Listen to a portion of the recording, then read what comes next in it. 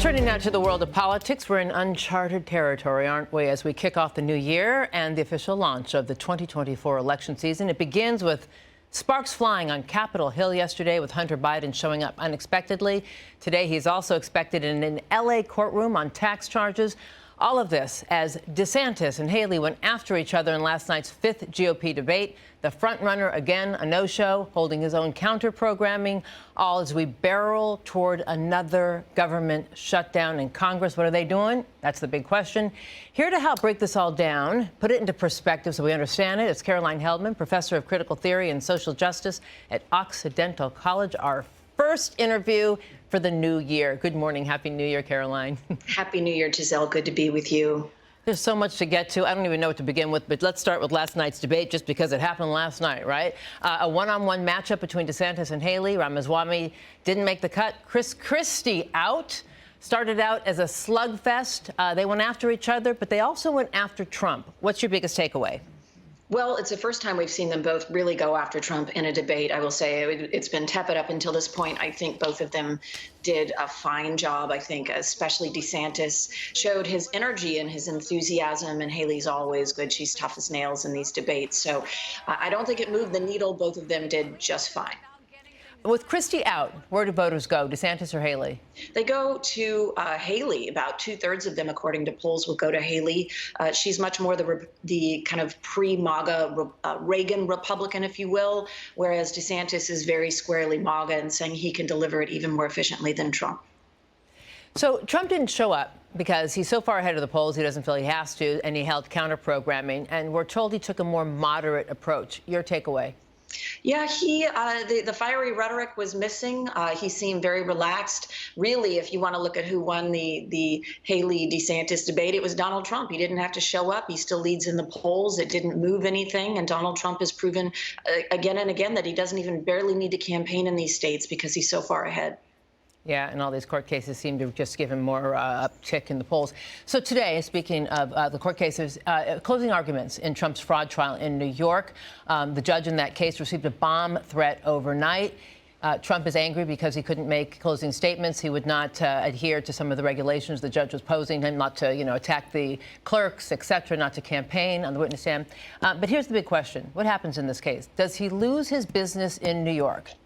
Probably. I mean, the judge actually decided that before the trial started. So Trump is appealing that. If you recall, it was going to be a $240 million loss for him going into it. It's now up to $370 million plus interest on that. So, yeah, I don't think this is going to go Trump's way, whether it's his business license or the amount.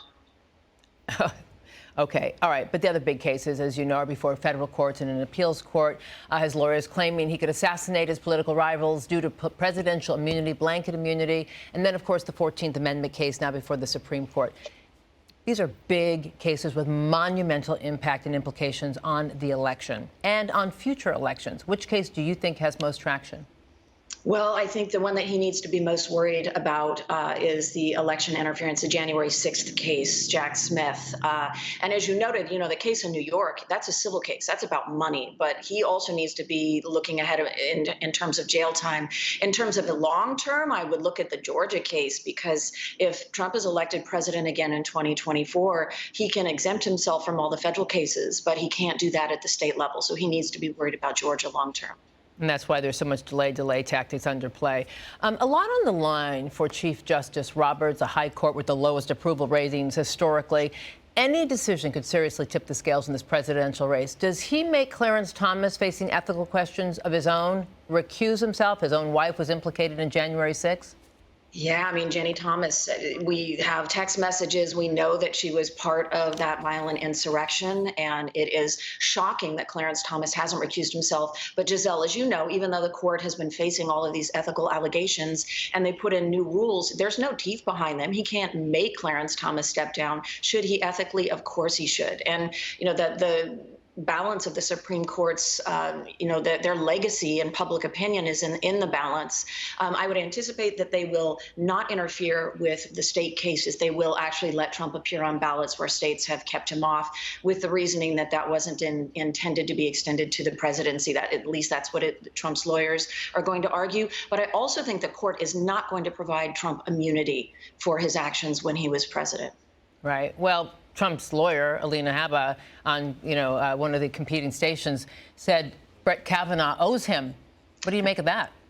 I mean, it's a direct threat to another branch of government. I just find it to be highly unethical and egregious, but that's pretty standard Trump. I think he needs to be worried because there's no way they're going to allow like a blanket immunity for presidents to engage in potentially felonious acts. And you saw this in the questioning when they asked about, well, what if a president orders, a hit on a political opponent and a SEAL team goes in and does that?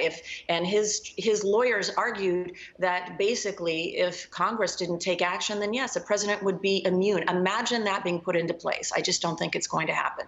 Yeah, and Mitch McConnell doubled down on that decision not to acquit him after that impeachment in Congress. All right, this is all going on while Congress remains in chaos. Speaker Johnson's job appears again, Caroline, on the line as he stares down another government shutdown. Can he get a deal done without being ousted like McCarthy? Make a deal with Democrats? Yeah, great question, Giselle. It's hard to predict, but what I do think will happen is Republicans will gain ground on immigration, on border policy.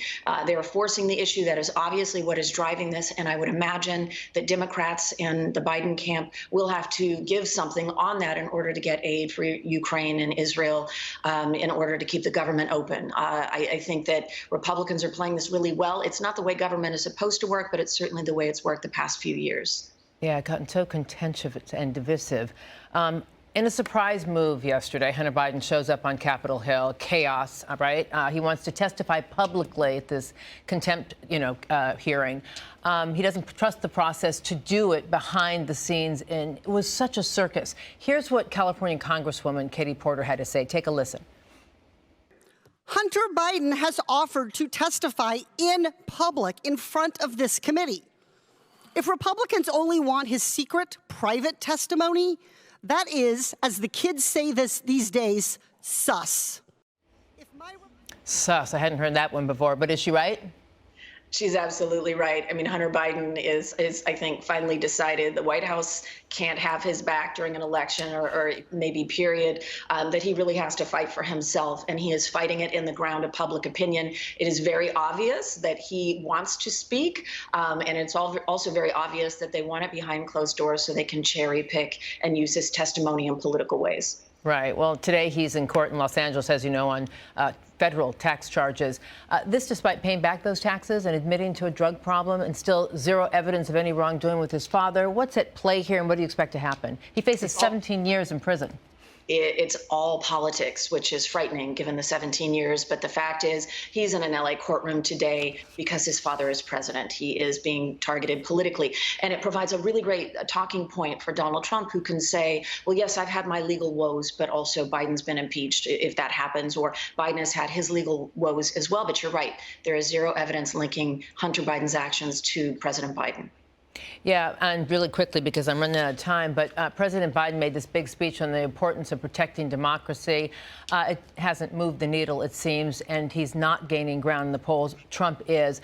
And it appears if there was an election held today that Biden would lose. Is it time for him to step aside? Well, he won't step aside, Giselle. It's not going to happen. He's not going to give up that power. And I think the polls will close. It will be a very tight race. But polls today are not what polls will be in November. They'll be tighter.